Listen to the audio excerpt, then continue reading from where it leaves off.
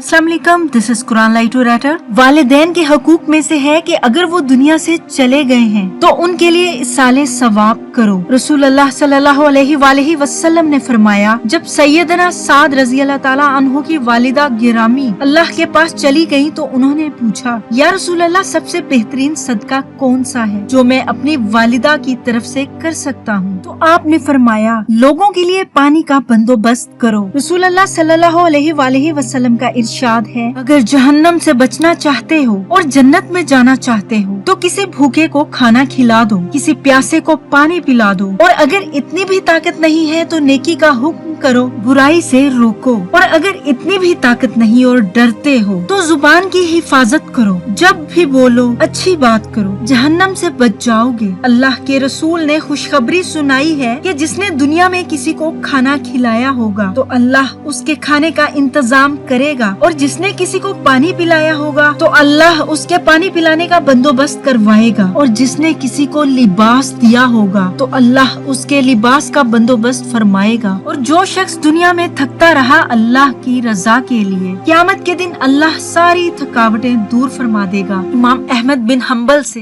इसीलिए तो उनके बेटे ने पूछा था, वालिदे गिरामी, सुबह शाम एक ही काम है, हदीस पढ़ना और पढ़ाना, नेकी के काम करना और करवाना, तो राहत कब लेंगे? तो आपने मुस्कुरा कर जवाब दिया था, जब जन्नत में पहला कदम रखूंगा तो फिर राहत ही राहत है। रसूल अल्लाह सल्लल्लाहु अलैहि वसल्लम ने फरमाया, जो दुनिया में किसी को खाना खिलाता है अल्लाह जन्नत के खोशे उसे अता फरमाएगा। रसूल अल्लाह सल्लल्लाहु अलैहि वसल्लम ने इसीलिए तो फरमाया था कि बनी इसराइल में एक औरत थी जो बदकार थी। उसने एक कुत्ते को देखा जो बहुत ही प्यासा था और प्यास की शिद्दत से गीली मिट्टी को चाट रहा था। उसने अपना दुपट्टा उतारा, मोजे को बांधा और कुएं से पानी निकालकर कुत्ते को पिला दिया, और अल्लाह ने उसकी बख्शिश फरमा दी। अपने आप से बुखल को दूर कीजिए, और कोई आपके पास आए देने को कुछ ना हो तो मुस्कुराहट का सदका कीजिए। अस्सलामु अलैकुम, मैं आपकी कैसे मदद कर सकती हूँ? उससे पूछिए।